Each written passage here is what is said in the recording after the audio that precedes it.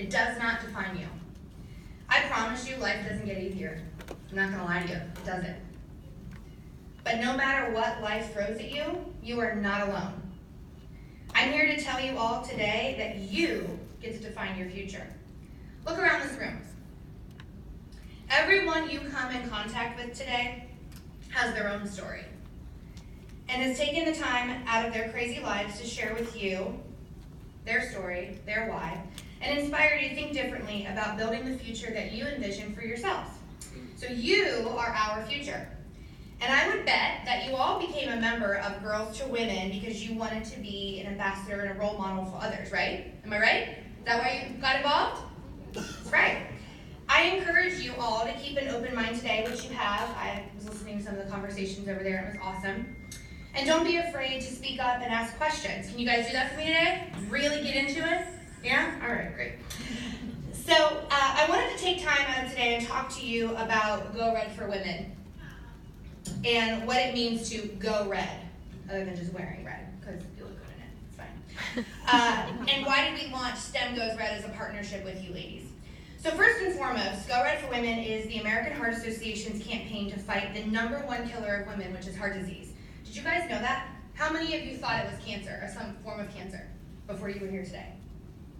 I did too, before I started working for the Heart Association. Go Red was created in 2003 as a movement to spread awareness and education that heart disease and even strokes in women are very different than men, and even deadlier. We also wanted to bring light to the fact that many times it's preventable. 80% of heart disease in women is preventable. And guess what? It's not just something that your moms, your older siblings, your grandmas, or other adults in your life should be aware of. In fact, we have many survivors that are your age. I had a mini stroke when I was 27. Had no idea I had risk factors. So you should also be aware, and we want you to do your part to help us build lives free of cardiovascular diseases and stroke in our communities. So let me ask you, how many of you know someone, or maybe you, have been impacted by heart disease or stroke? Anybody in your families, in your lives? Look around you. It's almost everybody. Did you know that 1 in 3 women will die from cardiovascular disease, while 1 in 31 will be diagnosed with breast cancer? Think about that. 1 in 3 will die from cardiovascular disease. 1 in 31 will be diagnosed with breast cancer. 1/3 of this room will be impacted by something that is so preventable. So, why is the AHA and Go Red for Women focused on educating you on careers in the fields of science, technology, engineering, and math? Well, the answer is twofold. For one, at its very core, the Go Red for Women movement is about empowering women of all ages to make themselves a priority, or #1, okay? Just letting you know. So remember what I said earlier, heart disease in women is 80% preventable. Not only can you take charge of your own health, but you guys are all influencers. You influence your friends, your families, your peers, and your teachers, and the men in your lives too. Women influence men. That may be something that you will learn later in life, but you may know it now. Right, guys? There's like 3 in the room. So only about 35% of women actually know that heart disease is their #1 health risk. So we have to change these statistics, right? We have to do something. We have to bring heart health to the forefront of everything that we do. So that's one reason why we invited you here today. We want to create a sense of urgency with you guys, that you can be a catalyst to move our mission forward. You can do this. The second reason we wanted to expose you to careers in STEM fields is the fact that the AHA at its very core is a STEM organization. We fund life-saving research that leads to drug discoveries, device creation, guidelines for the quality of care that we all receive in doctor's offices, hospitals, and we change outcomes. That's what we do. These women are why. These are 12 local survivors. This one here, this is Felice Hill. She's one of our brave heart survivors who had a pacemaker implanted in her heart 4 years ago after surviving breast cancer. In 1960, the first successful pacemaker surgery took place. Then in 2013, right before Felice had hers implanted, the surgery to implant a pacemaker became less invasive, so more heart patients could benefit from this life-saving device. This was all made possible by research funded by the American Heart Association. Next, we have Taylor Fossey. Taylor's 20 years old. She's a junior at UC. 2 years ago, she was running on the track at the rec center and fell to the floor and went into cardiac arrest. Does this look like someone that has heart disease to you? Taylor's life was saved by a bystander who performed hands-only CPR.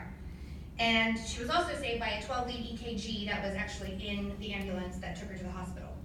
In 1961, our researchers found that CPR provided blood flow back to the heart after cardiac arrest. And in 2008, another one of our researchers found that you didn't need breaths. You needed to just do the compressions. So as a result of that, in 2008, we put out the recommendation that you didn't need breaths, you just need hands-only CPR. So that saved Taylor's life. Each of you will learn hands-only CPR today. You each have a CPR kit in your bags to take home, teach your family and your friends. Over 60% of cardiac events happen in the home. You could save a life. That's powerful. You could literally save someone's life in your home or around you in public. The photo on the right is me and my mom. And yes, my knees are still that knobby. Don't judge. You see, when I was 12 years old, my mom suffered a stroke. I remember that day so vividly. She used to paint her nails bright red. Ironic, I know. And I remember I was getting ready for school, and I heard her kind of struggle, and I heard the nail polish hit the floor. And I ran into the kitchen, and she was just staring at me. And she couldn't talk. Her left side wasn't moving, and she was just sweating profusely. So I called 911, and I ran down to get my neighbors. At that time, it was just me and my mom. My parents got divorced when I was 4, and my dad wasn't around. And I just remember being so scared. And the moment I went into the hospital to see her, she couldn't say my name. She couldn't tell me who I was, and she just started crying. And that moment will be burned in my brain forever. That day, the American Heart Association could have saved my mom's life. If her stroke had happened 1 year later, she could have been saved by a drug called TPA. It's a clot-busting drug that was actually discovered right here in Cincinnati by an AHA researcher who we know and love. His name is Dr. Joe Broderick. Just 1 year later, and my life would have been completely different. I believe that. My mom survived her stroke. She was functional for several years. But 3 years ago, her vascular dementia took a very bad turn. She is 66 years old and living in a nursing home and dependent fully on the nurses that take care of her. And 2 weeks ago, she actually had to undergo brain surgery because she had another bleed on her brain. She has vascular dementia, and I really don't know what the future holds. Selfishly, all I can think about is all the time I lost with her. You know, all the milestones that she may not be around for, all the conversations I wish I could have complaining about my stupid boyfriend who just is an idiot. That's all I'm saying.